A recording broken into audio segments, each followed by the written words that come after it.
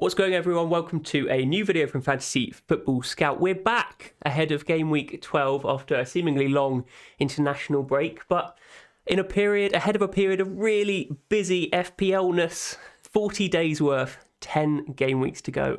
And I'm joined by Late Riser. How are you, buddy? Hi, Ted. How are you doing? Just waking up from the slumber before the chaos that is going to be in front of us in the next month and a half, and I'm ready for it. I feel like the batteries are recharged and bring on the football. Tell me about it. I've not really thought about football for a whole week, which is unheard of, but I'm back. I'm trying to get reinvigorated, and this is a good way of doing it. Let's talk about FPL. Lots to talk about, really, and I've tried to remind myself in the preparation for this about what the talking points are, and it seems like there's more than we actually think. Like the Spurs boys have got good fixtures. Callum Wilson, is he someone to consider? Which forwards do we pick? I mean, it seems like we were talking before video, and you were saying it seems like the status quo of FPL is a bit of like a low risk environment right now, right? Yeah, it is, because the captaincy is pretty much null and void. It's sort of like a stalemate in the game at the moment, and it might come into play maybe a few weeks later. But at the moment, because everybody is captaining Mo Salah, everything else that you do is sort of low risk, because you don't have so much effective ownership at stake. So you can afford to play your own game as long as you're captaining Salah at the moment. Yeah, it's interesting. It's almost like captaincy's been removed from the game, isn't it? It's we have to find different ways of getting bigger and bigger green arrows. And I know that you've been trying that, and credit to you. It hasn't quite been paying off with some of the hits, but I think just keep going with it. And you've got some moves lined up for this week. We'll come to those eventually. But let's have a look at how you got on in Game Week 11.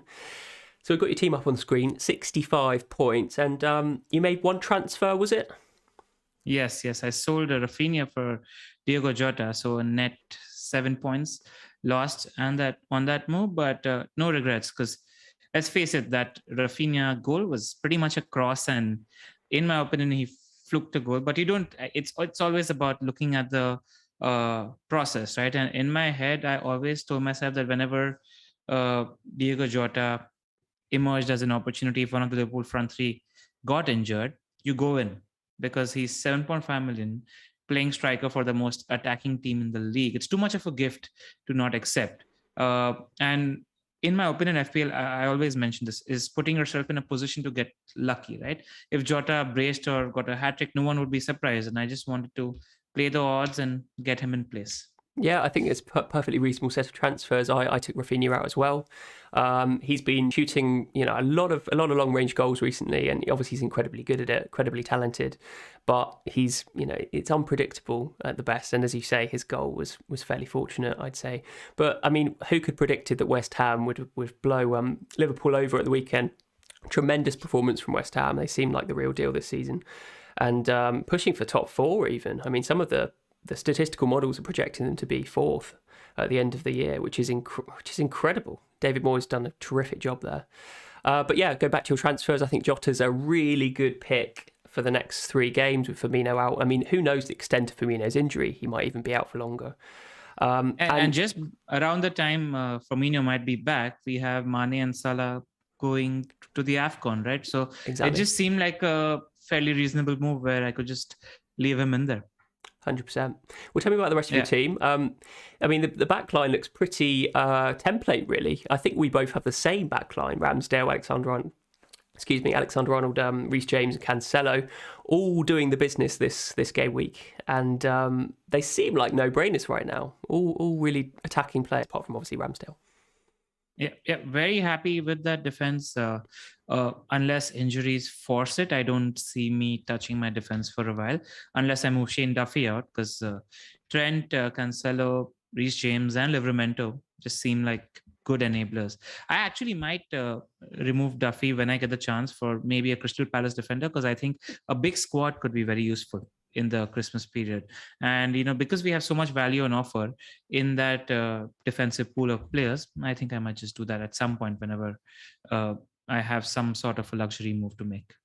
It's a really interesting one, actually, because normally we don't have that much depth in our squads over Christmas, but as you say, everyone's relying on Salah captaining. There's not so many premium options in our squad site right now. So our benches are pretty full to the brim with attacking talent. I mean, you've got Morpie, Duffy, Livramento, all really legitimate options in any game week. And Brighton's fixtures, we'll look at fixtures coming up, but Brighton's fixtures are very good in the next 6.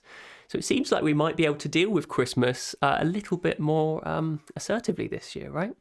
Yeah, and just about the value factor, we're going to be talking about Kane versus Son later, and people are talking about you're not going to really captain Kane, so go with the cheaper option because value matters.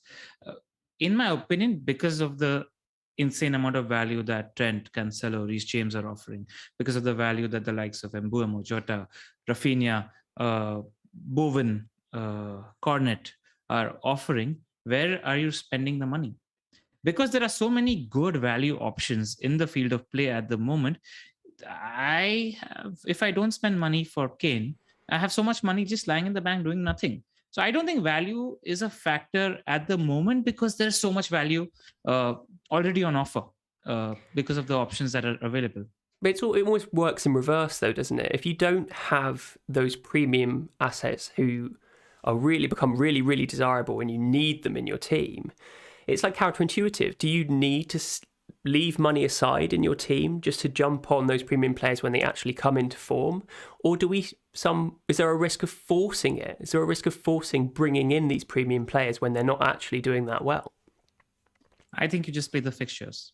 I think premium players, more often than not, when a good run of fixtures comes up, they turn good picks. They're priced at 11, 12 million for a reason. It's because they're giving you 20 plus returns season on season. They don't need to, you don't need to look at 3 months of data and think that this world-class player who's produced 20 returns every season for the last 7 seasons suddenly turns into a bad player, right? So I think they're premium for a reason. And more often than not, when the good fixtures show up, they will too.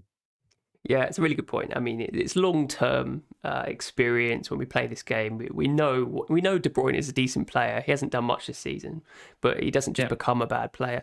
So it's really interesting, yeah. And that is your strategy as an upside chaser into trying getting on those premium players at the right time with great fixtures. It's what you've done with Aubameyang in the last couple of game weeks, right?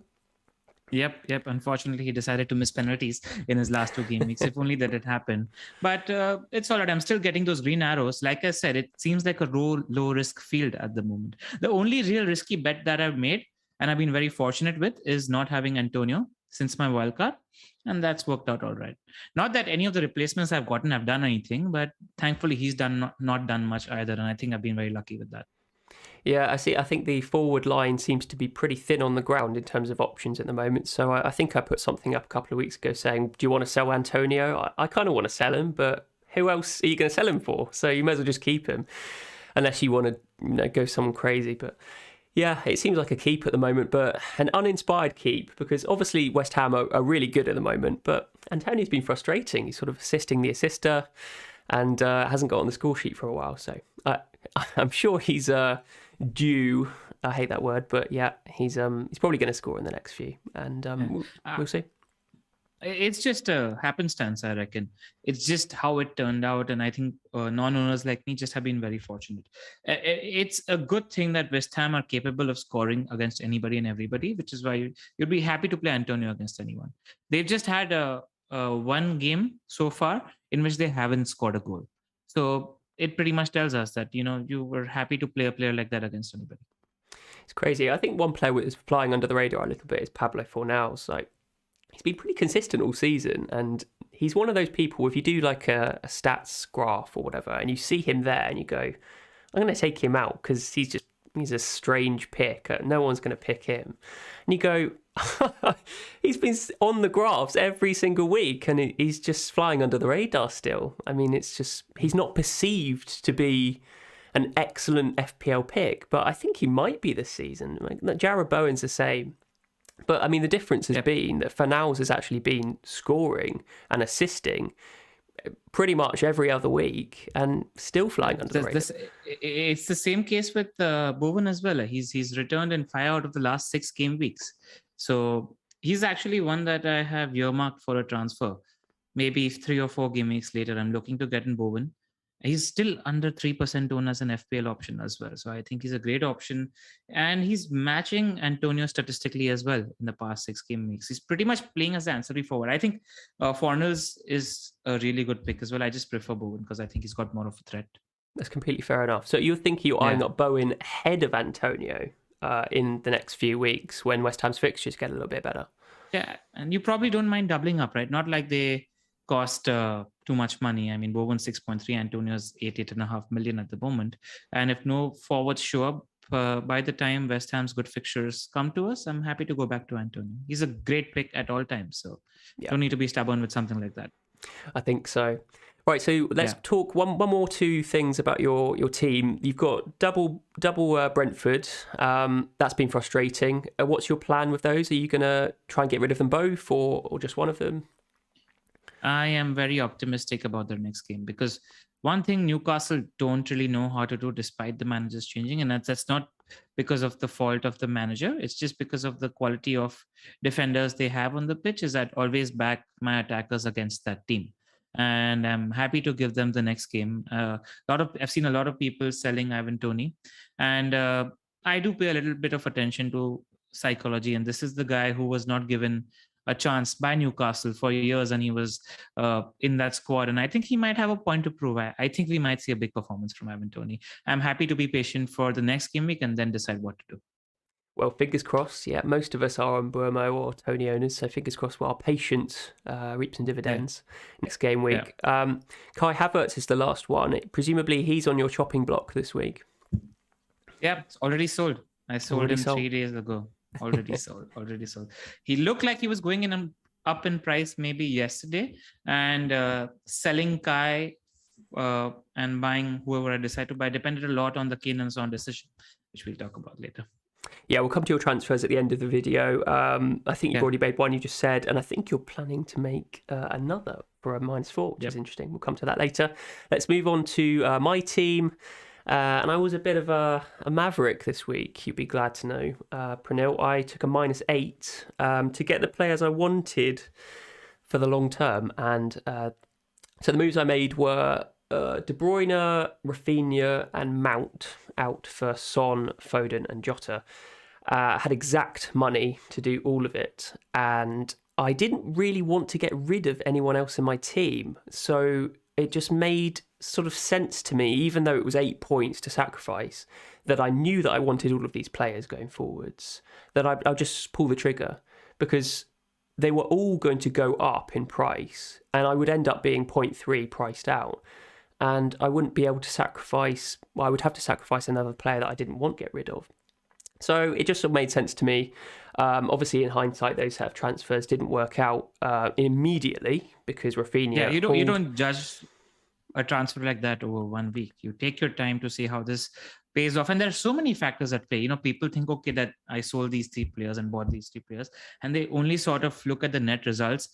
Maybe even if you're calculating whether this move paid off in 2 or 3 game weeks, what you're not going to realize is because you made these moves and you set your team up, you're probably able to make other moves which you might not make if you're behind the game and having those players, right? So there's that butterfly effect in play as well, where you're not now behind the game, you're at least on par, if not ahead of the game. So I think that also sort of matters. Yeah. It's really interesting, actually, that if I hadn't made those moves, as you say, I probably would have felt a little bit further behind. But I think a lot of wildcard teams that I've seen being advertised are similar, have similar midfields to mine, maybe excluding Gallagher as well. And obviously the same back line. I think most people have a Liverpool, Chelsea or Man City defence. So I feel quite comfortable with it. And I feel comfortable enough not to do anything this week. I think probably what I'll do is roll the transfer. And that, as you say, sets me up well for the future. And we have to sort of amalgamate those 4 or 5 future game weeks to analyse whether that -8 was worth it. But yeah, your team almost looks wildcardish to me. Like, I really like the look of your team. I think it's in a good place, and I don't think you have to worry too much. Thanks. I'm quite happy with it. I think the couple players who I am a little bit apprehensive about the prospects are Jimenez in a Wolves side who don't seem massively free-flowing going forwards. We're going to look at attacking prowess next, I think. So we'll come to that. And Wolves have some strange results. But Jimenez, as we talked about earlier, is a talisman for that team. He's always capable of getting returns. He started getting FPL returns after a little bit of a drought at the start of the season. And also, as we've talked about, pedigree in FPL, where they might not have form, getting on them while they have good fixtures is a perfectly reasonable thing to do. I think Wolves have Norwich in their next 3, so I think hanging on doesn't seem like the worst idea. But I'm pretty happy with the current setup. If Callum Wilson scores a couple against Brentford, it's in the same price bracket, so it's not like you're far away from any of your targets as well. You can assess the field and decide what you want to do. Exactly. Callum Wilson seems to be a popular pick right now, but I'm not gonna, jump on any bandwagons just yet until maybe he does warrant a consideration. But 63 points for me with a -8 brings me down to 55. A tiny red arrow, which I'll absolutely take. I think I went down from 110k to 125k. So with a -8, pretty happy with that. Sets me up well for the future. So we're going to talk about Son and Kane later on. But what's your initial impressions? Obviously, you're thinking about bringing in Kane right now, but that's to do with your team structure. And no, it's not. No, it's not. Could you have gone? So I could have gone. Yeah, so I intend on selling Kai Havertz and Aubameyang, and I want to get in at least one Spurs attacker. So the two sort of options that I was looking at is I either go Son plus Wilson, or I go Kane plus Gallagher or Smith Rowe. And I had both options, and both seem. In fact, if I have to think, I think Wilson is the better pick compared to a Smith Rowe or a Gallagher. But I've thought about this for the whole week, figuring out which way I want to go, and I've decided to go through the Kane route. Interesting. There are a few factors at play. Do we want to get into that right now, you reckon? Yeah, let me bring the fixtures up on screen. We've got Spurs there at the bottom. Their next 4 fixtures seem to be the best among most teams. Even though they're not top of the fixture ticker in the next 6, they'd certainly be top in their next 4. Let's just say that. Leeds, Burnley, Brentford and Norwich seem like very, very mouth-watering fixtures. And Son and Kane seem the most obvious picks. Obviously, there's some talk about Emerson Royale and Reguilon being viable options, but the perceived indicator that Spurs still can't really defend that well is a really sticking point, really, for getting them. But they seem really advanced. But if you want to get on Spurs and you're not 100% sure how to do it, I think Son and Kane, don't overthink it. But in terms of which one to pick, I have obviously brought in Son. Late Rise looking to bring in Kane. And I think it really depends on the sort of dynamic of the teams they're going to face, because Son tends to do well with lots of space and Kane tends to do well with a lack of space, I think. Maybe that's a generic assumption, but give me your impression about which is the best to pick, Pranil. I don't know if one is the best pick or the other. I can give the reasons why I went Kane over Son, because I could have gone either way. Is firstly, I don't see, if at all Salah slows down or dries up, I want to have the option of captaining a player and betting against Salah. And I'm just not there with Son as a captaincy option. I'm not as comfortable with Son as a captaincy option. I think I'm fairly comfortable captaining Kane at any point. I don't have a problem with that. The second thing is in the 2 games that we've seen when it comes to Spurs, the one thing that I noticed was Kane wasn't really playing that deep.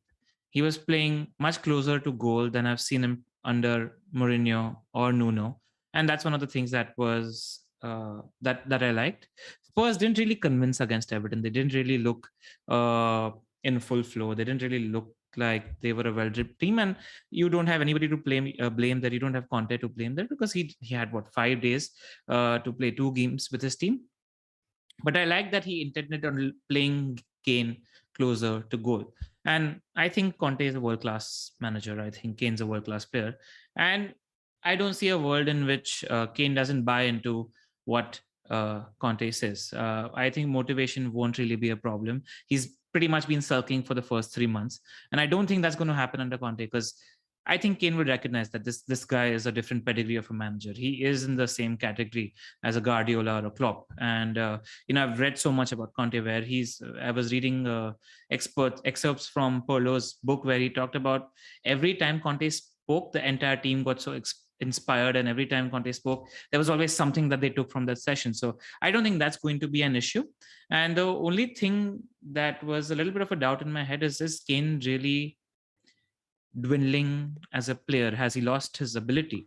And the confirmation bias that I needed happened in the England-Albania game. Now, I know that the quality of the opposition for when you're looking at Albania is something you don't consider. I know that the England team is miles better than the Spurs team. You don't have Reece James and Ben Chilwell as wingbacks in the Spurs team. You don't have Phil Foden and Henderson and Calvin Phillips in midfield at Spurs. I know those factors are a problem. The only thing I wanted to see is if Kane was sharp, if Kane was moving well, if Kane was shooting well.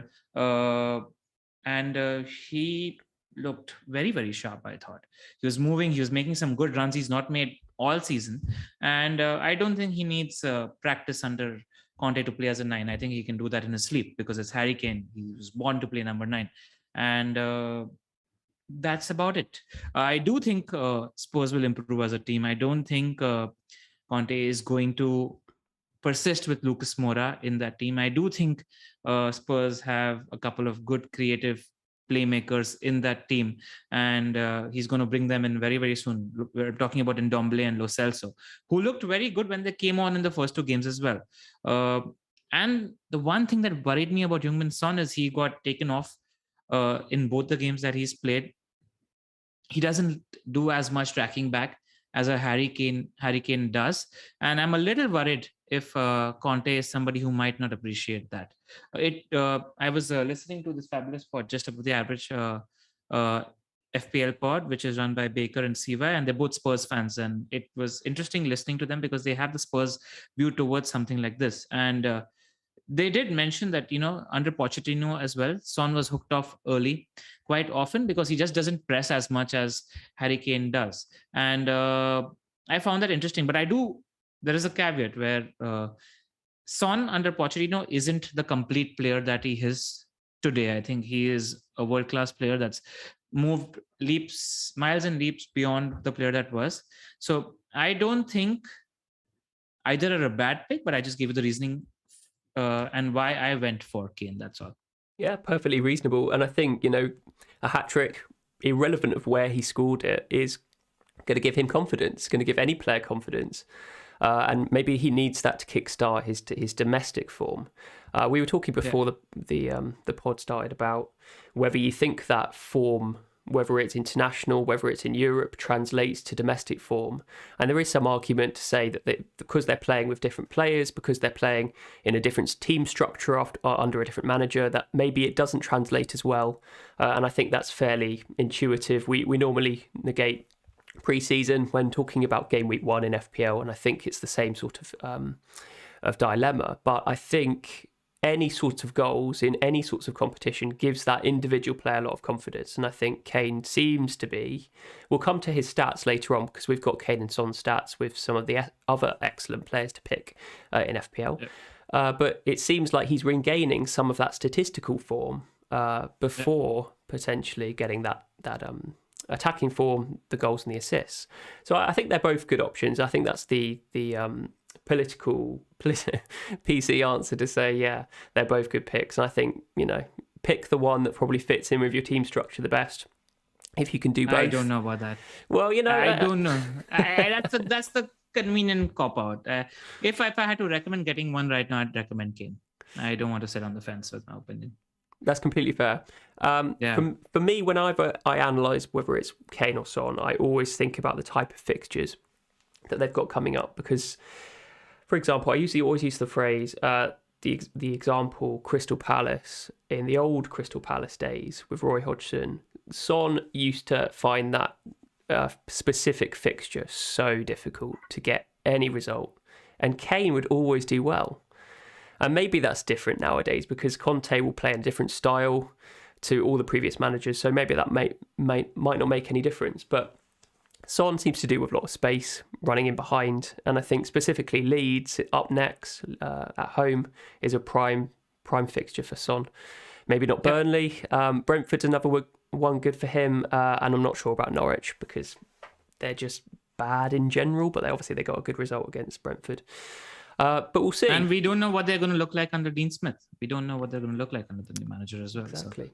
Something we haven't mentioned yet, the absolute huge amount of manager transfers going on. There's a changing landscape and maybe a few teams to get a bit of a new manager bounce. Who knows? But unfortunately, none at my club. I mean, the time's ticking. I think it's. I think they're surely waiting for the good fixtures to come round, aren't they? But maybe he'll stick out to the end of the season. Who knows? No, I just think they're waiting for the right replacement and they're not sure of who they want to replace Solskjaer with. I think once they're sure about that, they'll move. But I don't trust our board's judgment at all. Yeah, I think that's a fairly common consensus. But I think it's results related, and he's towing the line, isn't he? At the moment. Yeah. But we'll see. There's one other factor that actually we haven't discussed when it comes to the Kane versus Son. And in terms of, and I don't think it's that big a factor because it takes 2 moves to switch formation. But with Kane, it's just an easier out in case it doesn't work with Ronaldo and Lukaku there waiting in the wings. It's an extra transfer if you want to switch Son out and then move to Ronaldo or Lukaku in case that doesn't work. So that's also something that mildly plays on my mind as well. Yeah, absolutely. And it's not too much of a factor because it's one extra transfer to switch that formation. That's all. Yeah, a placeholder for another premium option. Man United get a good fixture bounce in, I think it's Gameweek 15. So I think Bruno Fernandes is a legitimate option. I think people are throwing him out the window a little bit, not considering him, but his stats are incredible. He's obviously off penalties, but that is not as much as a bearing, I think, as people think it is. But I think if people want Ronaldo as their Man United representative from Gameweek 15, then yeah, it could sway you to bring in Kane right now. Because I think a few weeks ago when we were talking about the captain matrix, moving from Lukaku when he had good fixtures to Kane, and then to Ronaldo, and then the Chelsea and Man United fixtures dovetail quite well throughout the season. So it sort of organically lent its intuitive ways to sort of moving between the premium options. But that hasn't changed, and Spurs have got good fixtures coming up. So if you want a placeholder for Ronaldo, Kane seems like the option. But personally, I think that there's quite a lot of value going around in the team. So I prefer a cheaper Son and maybe keep my options open in the mid-price categories. But that's my personal opinion. I think a lot of people. I'm never going to say Son in is a bad move. Son's a good player and a great FPL pick. So him in is never going to be a bad move. Cool. We haven't really talked that much about the rest of the teams on this fixture ticker. We've obviously got Brighton at the top here. And Trossard is the one that probably stands out. You own Morpie. Is there any sort of regret about not going for Trossard? I mean, he wasn't a particularly obvious pick, though. But he seems to be done well in the last few games. I got Morpie on my Gameweek 8 wildcard when Morpie was playing Norwich at home. He's pretty much been on the bench since. And because we've got so many options in defense, and we got Livramento, who's a good option to play week in, week out, and I've had 2 other strikers. I've been pretty much playing either a 4-4-2 or a 3-5-2, and Morpie is on my bench. So that's what's been happening with my team. I don't intend on playing him anytime in the future. Right now, he's not even starting for Brighton at the moment. So, but I think Trossard is a great option. And that's also one of the reasons why I moved to the Kane plus 5.5 to 6.5 million bracket move, because I think the 6.5, that entire midfield bracket is filled with good options at the moment, whether you're talking about Gallagher or Smith Rowe or Trossard or Cornet or just Mbuemo or Rafinha. There's just so many good options in that midfield bracket. So if at all you want to switch and play the fixtures at that price point, I think it's quite convenient to make those moves. That's one of the reasons why I switched as well. Yeah, agreed. Crystal Palace and Gallagher have a good run of next 3 fixtures, Burnley, Villa and Leeds up next. So, and it's just not the next 3, like right until game week 21. So this entire 10 game week Christmas period, they're sitting 2nd or 3rd on the Fantasy Football Scout fixture ticker until that period. So Yeah. And, And and our perception needs to change when it comes to Crystal Palace. They're Yeah, not the for sure. same old Roy Hodgson team. They're a legit team now that deserves a lot more FPL attention. For sure. And when I produce this fixture ticker every week, there's normally some teams that go between the green and the amber, and it's Southampton and Palace at the moment which are wavering, and they're still green on this difficulty. But maybe if they continue to stay in that top half of the table, then they can be considered to move up to that next fixture difficulty. But yeah, I think Gallagher's cheap enough to just bench here and there when you've got some other great players off your bench that need to be playing in decent fixtures, so it's quite convenient in that way. So yeah, it might not be a bad strategy actually going to sort of a couple of cheap 5.5 to 6.5 midfielders. Completely agree. Liverpool and City, it's encouraging obviously to have some decent fixtures for them. I mean, most of us own maybe 3 or 4 of those players, maybe even more, so not really much to talk about. I think Jota's a great option. We both have him in our teams without Firmino. It's nice to have that sort of third Liverpool player, isn't it? To give you something else when you're watching Liverpool play, because Salah's going to be almost 200% effective ownership every week. A lot of people own Trent. It's nice to own maybe another Liverpool player such as Jota, or, I mean, Robertson hasn't really done anything. Mane, if you want to do a Liverpool double-up, but he seems to have an injury over the international break. So Jota seems the obvious one if you've got space in your side for him. Is there, when it comes to Man City, is there no reason to overthink Foden and Cancelo for you? Yeah, no reason to overthink Foden and Cancelo. Get them, and I know that there's going to be a lot more rotation in December, but they're just really explosive FPL picks, and you get them for sure. And you see how the rotation when it happens. And I think there's going to be a lot of, this player played 2 games in the last 2 game weeks, and he's probably going to be benched in the next one. And we're going to be doing a lot of that sort of prediction in December, which I think is fine. Yeah, I think yeah. So I think, I'm not sure many people are going to be bringing in Norwich assets, and we've talked about Spurs. So let's move on and talking about teams attacking prowess. I've got a chart up here, and it's a bit of a strange one because we have Liverpool and Chelsea really setting the precedent in the top right-hand side, most attacking chances, and we've got Wolves in this random left-hand side with a reasonable amount of big chances, but really, really falling short in small chances, which probably equates to their really, really low level of shots, which is quite worrying as a Jimenez owner, let's just say that, but it kind of does describe how they're playing, doesn't it? They seem to be getting a few decent big chances, but other than that, they're not really doing anything, which is a bit worrying. Yeah. But other than that, there's a big old group between those three.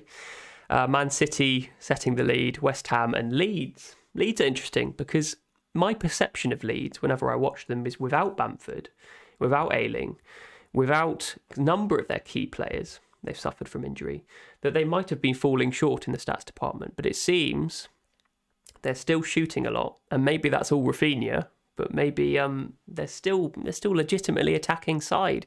What do you make of Leeds? Are they one to worry about going forwards, or do you want to wait before Bamford comes back before investing in that Leeds attack? No, I think Rafinha is always going to be a good pick, irrespective of the fixtures, because Leeds like to attack. And even though there's no Bamford at the moment, I think that sort of makes Rafinha an even bigger talisman, because I won't be surprised if Bielsa's just telling Rafinha, you're the main man. If you have the goal in your eyesight, take a shot, because everybody around doesn't really have that much quality in that Leeds team at the moment. So I have no problems holding on to Rafinha, but I do think there'll be better options that emerge. I think a lot of people are going to be moving from Rafinha to a West Ham midfielder around the game week 16 mark, because the fixtures get really good for West Ham. And like you see on this table, right, West Ham are a legit team. They know how to attack, and we've got good options in midfield when it comes to West Ham. And they're going to be seemingly more nailed as well, because Benrahma is going to be flying to the AFCON as well. So when that fixture crunch does hit closer to game week 20, 21, 22, when these players are flying off, Benrahma is one less player to worry about if you're going in for a Bowen. I agree. I think with Rafinha, one thing which is so counterintuitive for me is that he just scores incredible goals, and I'm just in my head I'm going, surely that's not going to happen every week, but it kind of has been. And his fixtures are getting kind of difficult. And without Bamford still, I'm going, can he keep this up? Because that versatility in the way he can score points.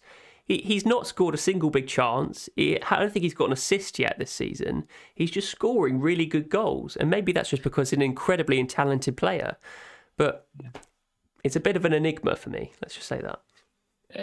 You need to remember that even though he's not got a single assist so far, he's created a ton of chances so far this season. It's just that the caliber of the player that he's passing to is not really good at finishing because Bamford's not in that team. But he's still a decent pick. He's never going to be a problem in your team. You're never going to look at Rafinha and say, okay, this guy is an issue in my team. You're going to be happy to play him week in, week out. And the moment convincingly better options emerge, which is why I moved to Jota, because I think he's a much better option compared to Rafinha. We're talking about the team on top of your graph there, and the center forward for that team priced 7.5 million versus the team in the bottom right corner. And if something like this happens, you make the move. If not, happy to just let him be in your team and play him every week.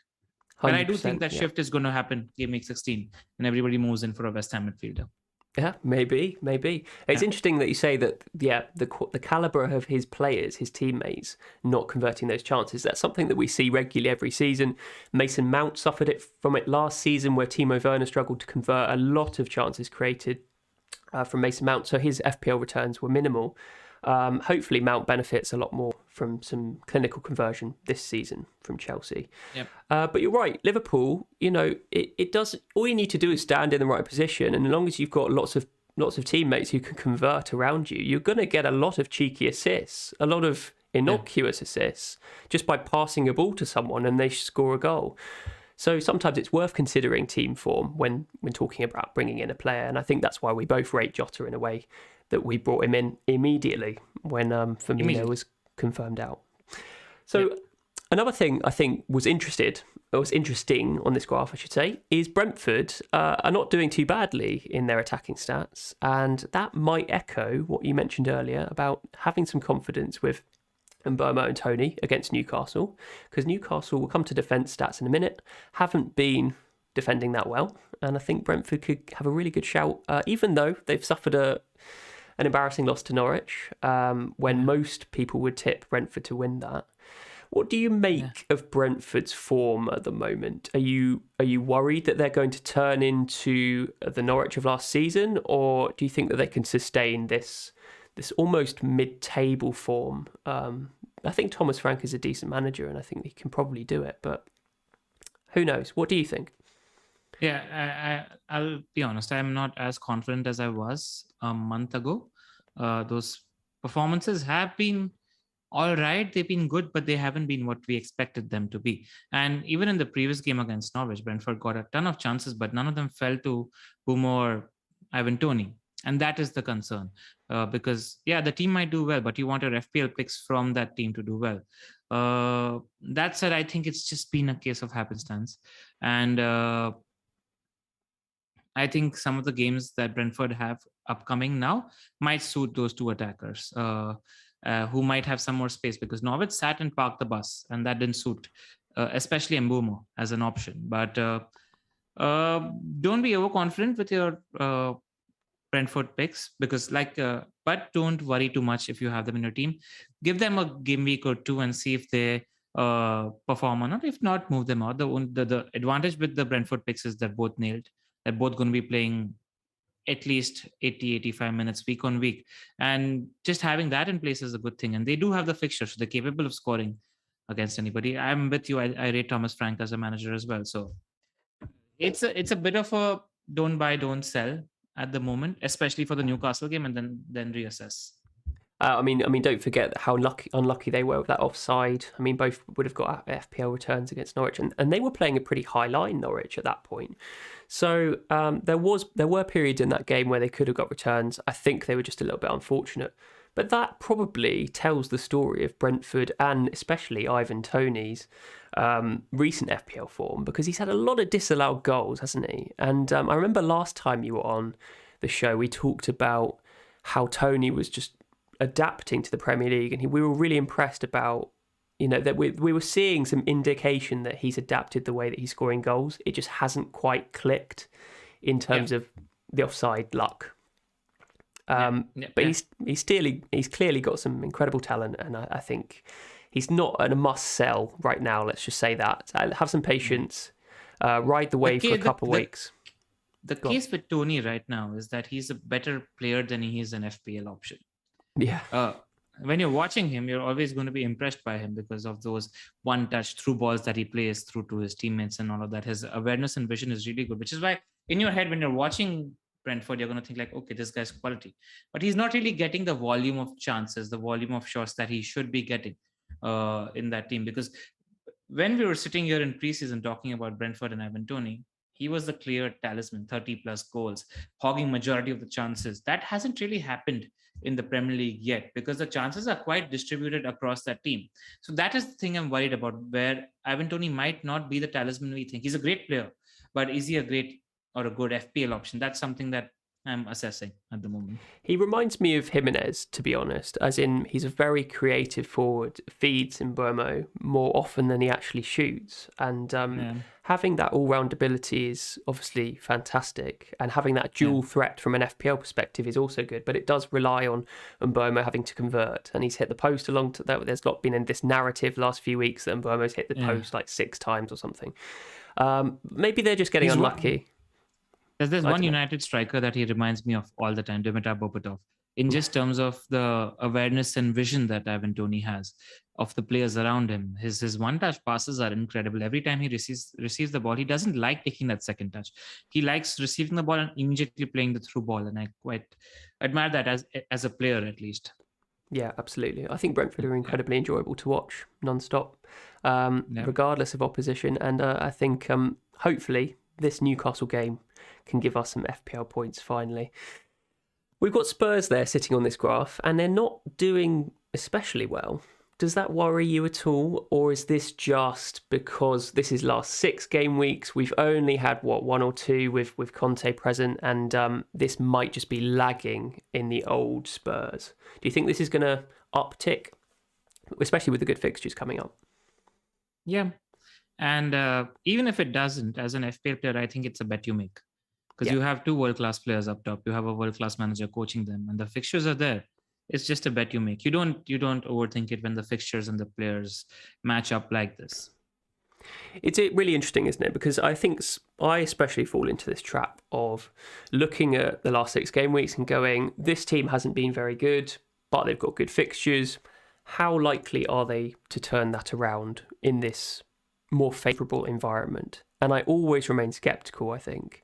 And I think those that are brave enough to dive headfirst into some good fixtures and take that plunge while accepting those risks will most of the time reap the dividends. But you have to take the losses or the bad choices with a pinch of salt and say maybe it was a good choice, but it was maybe an unlucky result. That's definitely something I don't do enough. The field of play is right now such that there is no real risky sell that you're making as long as you're captaining Mo Salah. So the field of play is sort of enabling you to play a little risky because everything else is not as much risk. Everything else is low risk. So I think there's more opportunity than risk at the moment, as long as you're captaining Salah. I mean, 100%. I mean, I've brought Son in for a -8. I mean, that's probably maverick enough. But sometimes these chances just bypass you. And I think this season has enabled a lot of people to be a little bit more maverick than they would normally be. So, interesting environment. Anyone else to talk about this? I mean, Man United are up there, but obviously suffering from fluctuations in form. Newcastle haven't been setting the world alight, have they? Maybe one of the worst teams. Norwich is even better than Newcastle. A lot of people considering Callum Wilson with their good run of fixtures. Do you favour Wilson for a forward spot? Yeah, if you're looking for a striker in that price range, I'd buy him over anybody else at the moment. I just think you play the fixtures again. Newcastle have good fixtures, if I'm not mistaken. They're Brentford at home, Arsenal away, Norwich at home, and Burnley at home. So for out of the 4 games, 3 home games against not really good caliber opposition, you take a chance. And if it works, it works. If it doesn't, he's not really that expensive. So I think you roll the dice. And we do know that Eddie Howe knows Callum Wilson. He knows Matt Ritchie. He knows Ryan Fraser. I don't think we know whether Fraser or Matt Ritchie are going to start. We do know that Wilson is going to start. And it helps that a manager knows the player and has been successful with him in the past. And we do know that he likes to play front foot football.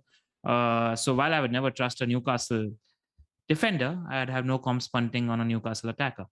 That's sort of been a light bulb moment for me, because I didn't even connect the dots that Eddie Howe was obviously with Bournemouth and Callum Wilson and Ryan Fraser when they had that breakout season.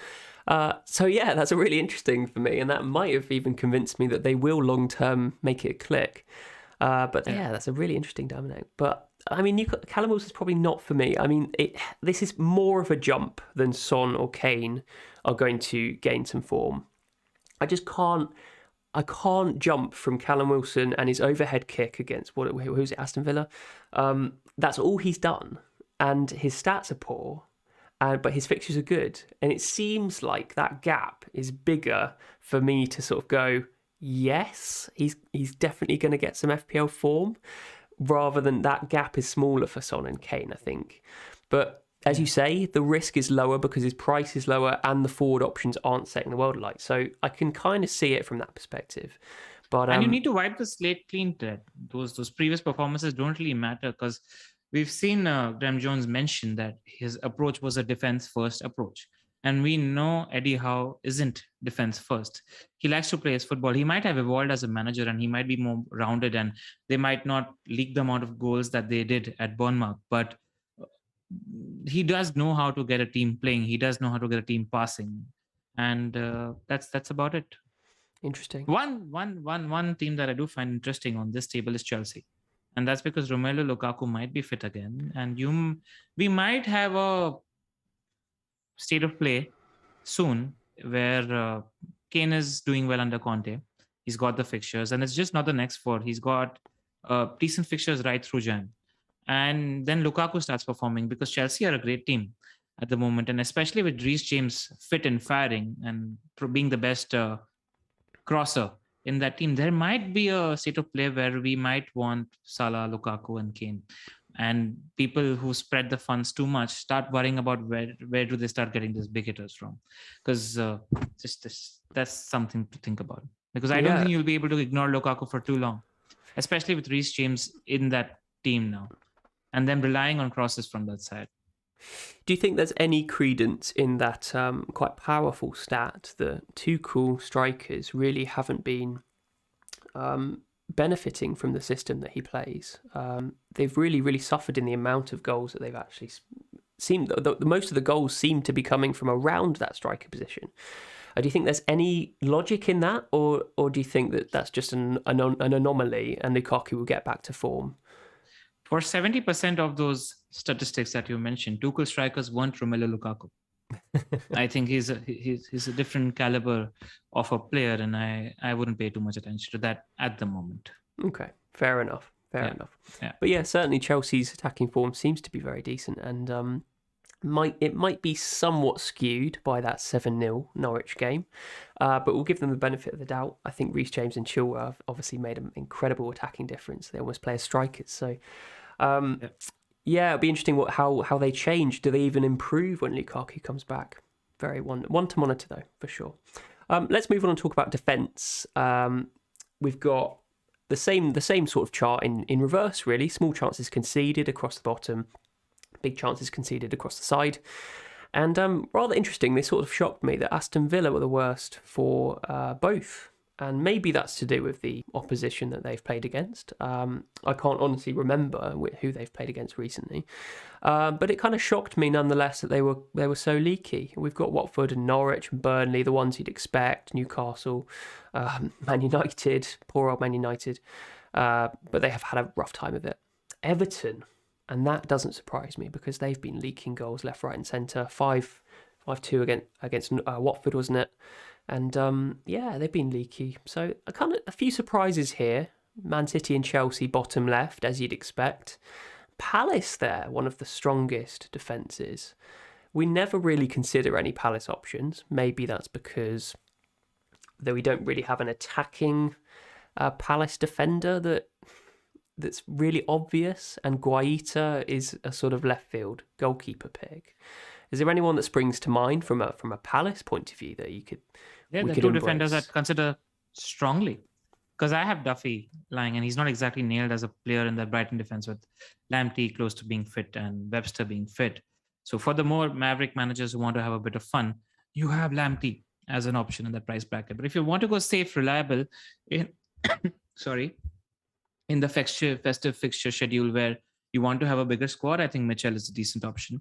He makes some runs on that left-hand side. And I think if you want to indulge, I think even Mark Guay, their centre-back, is a good option, because I was reading Tom Freeman, our deputy editor's article, and he spoke about how Guay is so good for baseline bonus points. So if Palace do get a few clean sheets, he's very likely to be in the bonus points as well. So that just seems like a very good, steady option, reliable in case the likes of Trent, Cancelo, Jota, Foden get benched, just to enable that bigger squad at a good price point of 4.5 million. So I'm not against anybody going for Mitchell or Guay at the moment. I think they are the players I would go to in that price bracket. And the only other one I'd consider is Lamptey, assuming everybody owns Livra. Fair enough. I mean, hopefully Lamptey can get back to form for Brighton, but obviously his injury record is the most obvious thing to consider. But I mean, I think one thing this chart does enable you to consider is, for a goalkeeper perspective, conceding lots of small chances, but not so many big chances might be good for save potential.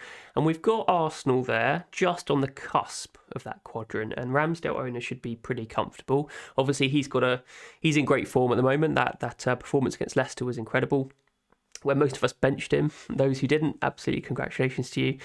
But what's really interesting to me is that Spurs are there as well. Leeds even. I always thought Leeds, that perception is that they were super leaky, especially with a couple of their key personnel injured, such as Ayling. But they seem to be keeping it together in terms of the big chances conceded. They haven't been conceding that many. Maybe they've been benefiting from good fixtures. Maybe the teams against them haven't really conjured that much up. So maybe that's the reason. Yeah. West Ham there. Fabianski could be I'm not sure how much is he as a goalkeeper? Is he about 5 million? I think he's 5.5, if I'm not mistaken. Let me just quickly check. If he's 5.5, then that sort of puts that plan out of the window. 5 million. At 5 million, I probably could consider him for when West Ham have some decent fixtures. But at the moment, seems like Ramsdale seems like the most obvious option. Arsenal doing pretty well in the defence department.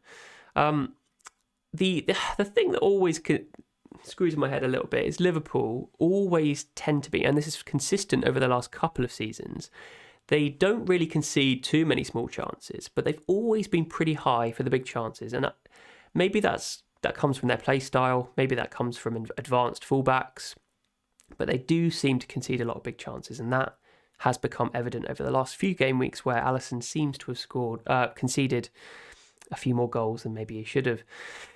So that's a bit worrying for Trent owners, but luckily we own him for mainly his attacking potential, so that's all right. Anything else stand out on this chart for you?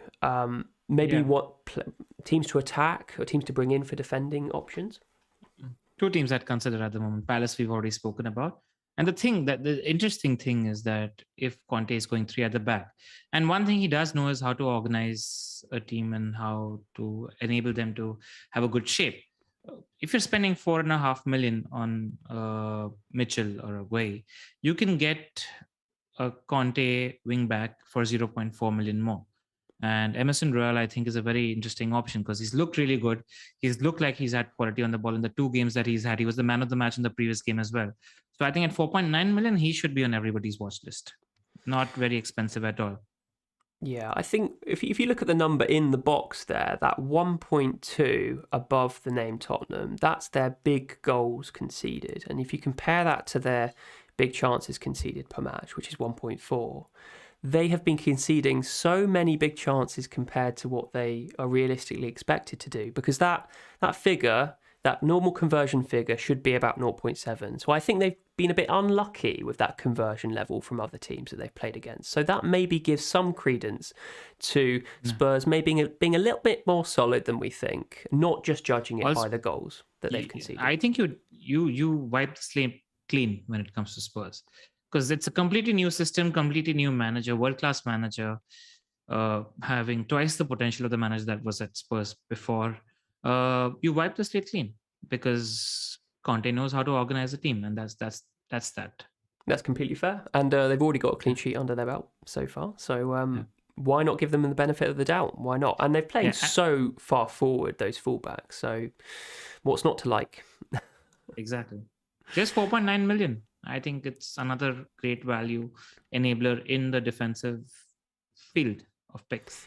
The thing that worries me, and the thing that sort of blocks me from doing it, is that I don't really want to play 4 at the back. And the Cancelos, the Reece James, the Trent Alexander-Arnolds are sort of staples in our defensive line. So I can't really find a way to justify bringing in a Spurs defender. And I'm sure a lot of people might have the same opinion. But if you were to move to 4 at the back, I don't think it would be the worst idea to fill that 4th spot with a Spurs. You don't even necessarily need to move to 4 at the back, in my opinion, because the counter argument to what you're saying is it's about whether you really want to spend 0.4 million to go for a Spurs fullback over a Crystal Palace defender or Lamptey. And is that worth it? Even if you're benching your 4th defender week in, week out, will we need a bench in the Christmas period? Yes, we will, because these teams with big squads are going to rotate more than they have previously.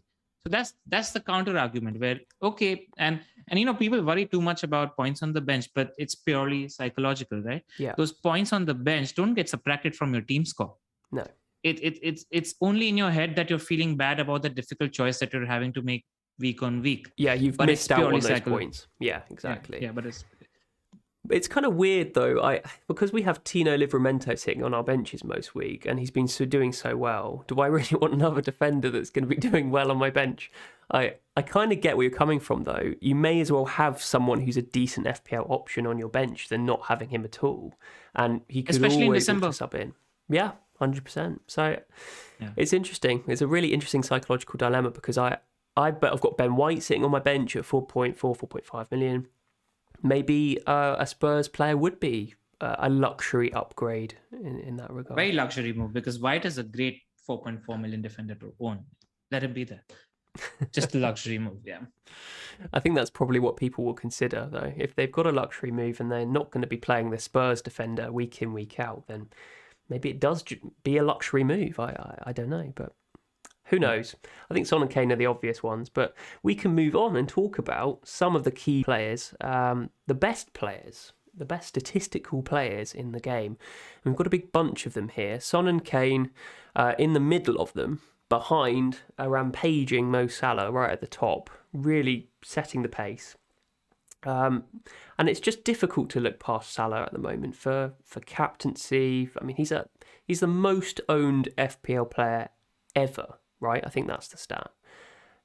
Can we consider alternative captain options, such as Son or Kane against Leeds this week, or is it just not worth overthinking? You consider Son or Kane as options once they show that they're capable of producing. Until then, I don't want to bet against them. Yeah, I think you wait just a little. I think we might have a more relevant conversation with regards to this in 2 game weeks, where Spurs will have Brentford and Norwich at home. And at that time, Liverpool have Everton and Wolves away. At that time, it might become a more relevant conversation, and 2 games is more data. And at that time, you ask that question. I don't think you jump in just yet. Yeah, I agree. I think it's really difficult to go against. I know effective ownership is a terrible way to justify picking a captain, but it's scary to go against a 200% effective ownership when Salah is also justifying being the best captain option week in, week out because of these immense stats. It's not the effective ownership that's driving your choice. It's the fact that he's so good. Yes, he might have blanked, not scored, in the last couple of games, but I don't think that's a reason to put yourself off. Yeah. And also, I mean, the fact is that there are these stats where Salah is statistically superior to the rest of the field, and he's in the form of his life. his conversion rates are much higher than they have been previously as well. So it's just not that he's giving the volume. His efficiency is improved as well because he's just in the form of his life. Yeah, 100%. I mean, the conversion rate for Yeah. big attempts is normally 50%. So he's at 1.33. That's overperforming. And for small attempts, it's about just under 10%. He's got 3.5 and he's scoring 0.5. So that's a massive overperformance as well. But overperformance, as we talk about always, is about an average. It's comparing it to an average player comparing to an XG model. Whereas Salah is clearly, he's being touted as one of the best players in the world at the moment. That overperformance is probably to be expected. And I don't think that's probably going to deteriorate either. Be interesting what happens when the African Cup of Nations comes around, as we talked about earlier with Jota. What do you think about Liverpool's prospects during January period? Is that going to be a poignant moment in the season? Yeah, I'm actually a little worried about Liverpool even now because it looks like Mane might have an injury. I don't know how long he's injured for. And what I noticed in that performance against West Ham was that your players look tired a little, especially in the last 20, 30 minutes. And you guys, Liverpool have a lot of injuries in midfield as well. So, and Klopp's system isn't for the faint-hearted, right? You're required to run so much in that system. So it's just that little bit where I thought they looked a little tired, and I worry about that a little. That's all. Yeah, no, I completely agree, to be fair. I mean, when you're resorting to bring in Origi on, who, to be fair to him, is a clutch player. He seems to score so many important goals. And then Minamino, and you're getting to that sort of level of player, then you go, oh, okay, we might be in trouble in January to dig in consistent performances. It'll be interesting to see what happens. Hopefully Mane's injury isn't too bad, because we will definitely miss him over Christmas. So yeah, but I think Liverpool, their style they play, as you've alluded to, is pretty high intensity. So hopefully we can get some decent results in their good run of fixtures in the next 6. So I don't think there's too much scope to worry about them just yet. But back to the chart, and we've got Josh King sticking out a little bit there. And just to caveat that, I think he's only had a couple of games under his belt, and I think this is on a per appearance, so I think it's probably benefiting him a little bit, considering he scored that hat-trick against Everton. So I wouldn't be diving into Josh King just yet, especially with Watford's fixtures, which are short-term pretty poor, I think. So, but there's plenty of people to discuss on this. On the right-hand side, we've got Rafinha and Bruno Fernandes, who we've both talked about so far this pod, being very busy players in the game, but not really representing those big attempts, those big chances that we tend to rely on as FPL managers. But both it's classy spot on, players, right? What we said about Rafinha is basically shooting on sight at the moment, considering the volume of small chances he's getting at the moment. I don't blame him. It's crazy. Exactly what we spoke about. Yeah. Exactly. The most small attempts out of any player. And I think that makes sense. But can we rely on it as a predictive measure in FPL? Maybe. I mean, he seems to be evidencing pretty well. But I mean, you compare that. You compare him to Tielemans, who's right next to him, almost exactly the same stats, same conversion, and you go, right, who's more likely to keep this conversion up? I would bank my money on Rafinha, right? Because Tielemans have been rockets. But it's an interesting concept, isn't it? Yep. What's interesting, I think we need to point out, is Bowen's numbers on this chart. He looks pretty healthy and looks like he's getting more bigger chances than Antonio in the past 6 game weeks. And he isn't doing bad for volume either. So those numbers just look very encouraging. Yeah, his conversion numbers in the middle have been excellent. And as you said earlier, you'd almost consider him over Fornals, who's the bottom left there. So yeah, anyone who's maverick enough to go Bowen, I mean, maybe that's a bit harsh. Maybe he becomes a mainstream pick when West Ham have some decent fixtures. I think that starts from game week 16? When they got Burnley and then Arsenal. So definitely one to consider and monitor there. And just to the left of him, Harry Kane, and below that, Foden. So in good company. I was quite relieved, actually. Normally when I create this, I just plug in a spreadsheet and give some filters. And outcame all of these players, and every single one of them is in my team, so I'm very happy about that. But even the Reece James, Trent, and Cancelo are on there, so that's quite encouraging from an attacking standpoint. Gundogan always seems to have decent numbers, and I just I can never really understand how, but maybe that's that false nine that Man City tend to play. Tends to maraud forward a little bit. Just those shadow runs into the box all the time. Yeah, exactly. Making those. Great for big attempts. We've got Zaha there. Would you consider Zaha over Gallagher? I mean, is he going to be a legitimate option going forward? That's the problem with Palace and their attack at the moment. I think they're a little unpredictable because Vieira doesn't have a set front four. He's sort of playing horses for courses at the moment. He played Zaha up front against City. He's played Benteke up front and Edouard on the left against opposition that sits deep. Sometimes he's played Zaha on the right as well. So we don't really know what he's going to be sticking with, and I haven't really figured them. I got in Gallagher a couple of days ago in my team because my budget cap was 5.9 million. So it was between him and ESR. And I just liked what I saw from Gallagher in terms of making those shadow runs into the box. And like we've mentioned earlier, he's not really a bad option at that price. But I wouldn't mind considering Zaha given the fixtures that Palace have. And you can't see Zaha being not playing at least 80-85 minutes week on week. He's a really fit player as well. So good option. I just don't know if we've seen enough to judge who's better. Yeah, it's an interesting one. I think the price is a huge indicator, really. 5.7 for Gallagher? 9. 5.9. Yeah.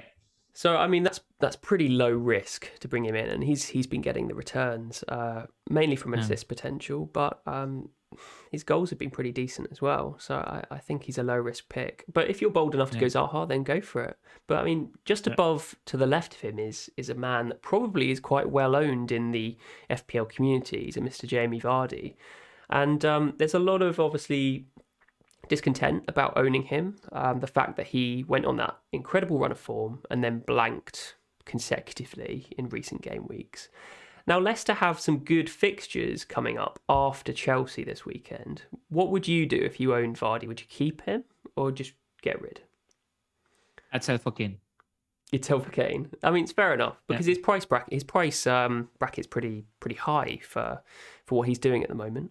And we've got lots of opportunity to make do. But yeah, I mean, I would be tempted to keep, maybe just ride the luck a little bit longer. Chelsea's you never know. Jamie Vardy, he scores against the bigger teams. I know Chelsea are rock solid at the back, but maybe people are going to be selling him too quickly. I can just see it. I can just see people selling him, and then he's going to punish his owners with just a run of 3 or 4 games where he returns. Because his stats aren't bad. Maybe it goes against what you think, but play the fixtures is all. That's what I do. Always play the fixtures. That's all. Yeah, well, he's got some good fixtures. I mean, after Chelsea, he's got Watford, Southampton, Aston Villa, and Newcastle in the next 4. That's not. Those are really good fixtures. Not a bad set, and I would be tempted to hold if you've got other 5 looking to fight. I did not see those fixtures. I didn't know they were that good. Yeah, it's a fair hold if you've got other fires to fight. Yeah, interesting. Okay, we've got Tony there. That's going to be encouraging for people holding for Newcastle. Rodrigo at Leeds. We talked about Leeds earlier and how Rafinha's assist potential was being dampened by maybe some unclinical teammates. Does Rodrigo fall into that category for you? Yep. But you were considering him a few weeks ago. I was considering, and I'm glad I didn't go in that way. I consider every player. It's about having an open mind to everybody, but didn't quite make the cut. No. Yeah, it's fair enough. I mean, he's not exactly set the world light, really. Yeah. But Trossard there, we talked about Trossard at Brighton. Lots of small attempts, and he really does fit the bill of a Rafinha character, actually, but incredibly talented, and he's been scoring some decent goals recently. Contrastly to Rafinha, those goals have tended to be a little bit closer to goal, so big chances converted. So he could be, and especially if he keeps playing in that false 9 position, without Mope in the team, it's very interesting. Yeah, the problem is that he's one of those players that I go, he's got some good stats. and then I'll just gloss over it, and I'll never legitimately consider him. Do you think that might be a mistake? Do we really need to sort of go, this price bracket needs a real consideration? We alluded to this 5 to 6.5 price bracket. Could he be in contention for a couple of our spots in our teams? If he plays the next 2 or 3 games in that false nine position, yeah. Interesting. Want to monitor them for sure. Yeah. Nathan Redmond is a bit of a strange one. He's similar stats to Mikel Antonio, and he's got a couple of results recently, got FPL returns. But again, one of those players that's sort of, it's not really appealing to own him in our FPL teams, because you know that long term, our experience of him, he's not sustainably good at FPL. So he just... They're much better picks. Much better picks at the price point. Yeah. I don't even look at him. Exactly.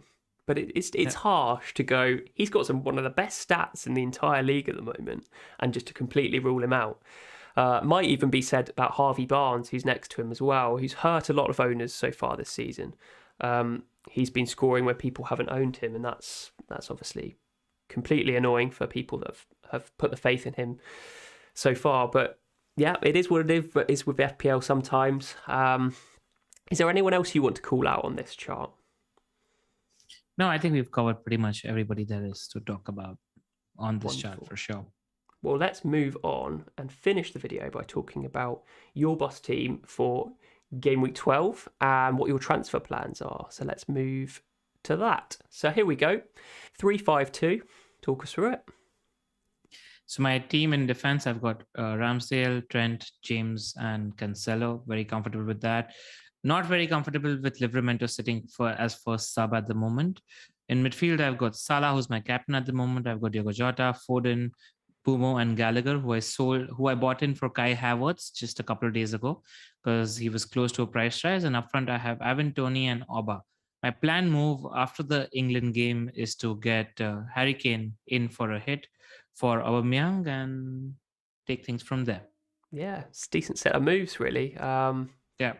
Because we've been talking about Son and Kane all week, and you're pulling the trigger, and he's coming in. So, yeah, credit to you. I think your double Brentford against Newcastle, I really hope it pays dividends for you, because they owe us, right? They owe us after we've put so much faith in them.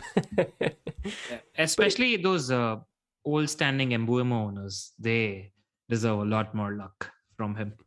Yeah, absolutely. Mark Southerns set the precedent early on, didn't he? And along with Ismail Assar. And I think he was rewarded quite well early on with them. But since then, it's been a little bit quiet. But fingers crossed and Burma gets back to form.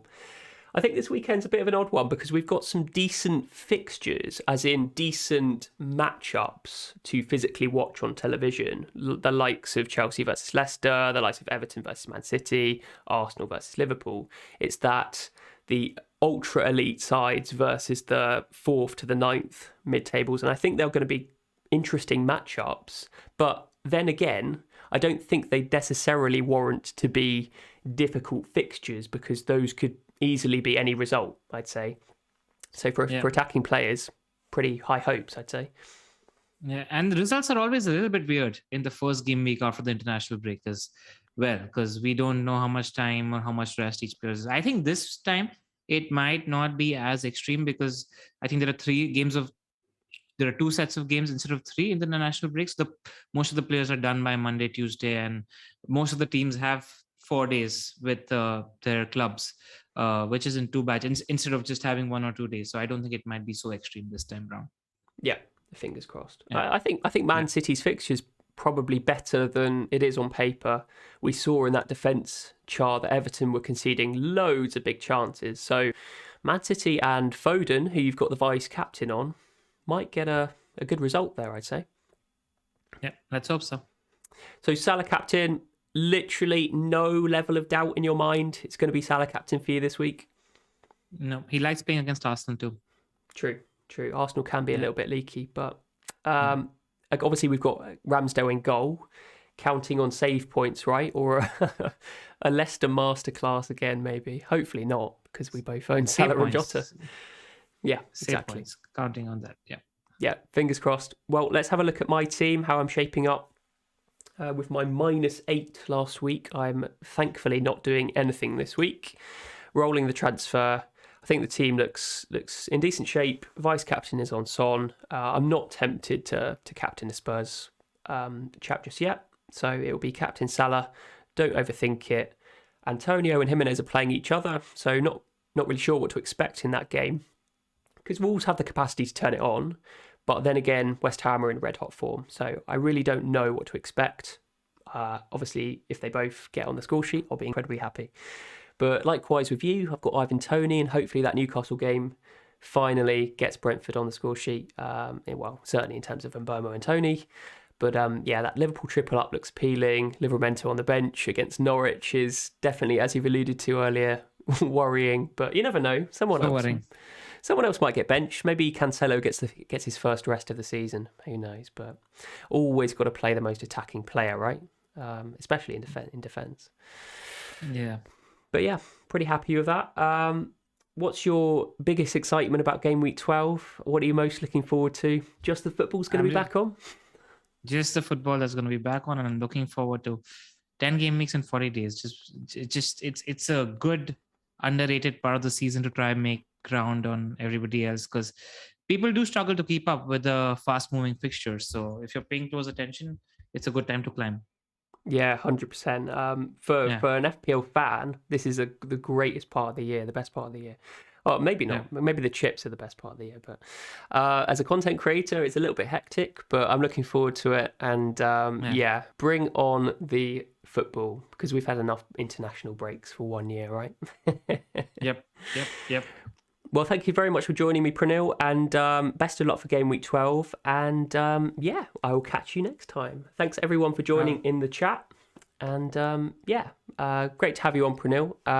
I'll get you on in a month or so again. Yep. Might be over Christmas. What day is it today? About 15th. Yeah, you free 15th. Just before Christmas? Yeah, let's do it. Why not? Nice one. Well, we'll catch up then. Hopefully more green arrows to you, and you'll be in the top 10k by then. Yeah. And to you as well. Hopefully next time around, both of us are sitting around at least the top 10k. Yeah, fingers crossed, mate. Okay. Yep. All the best. See you guys.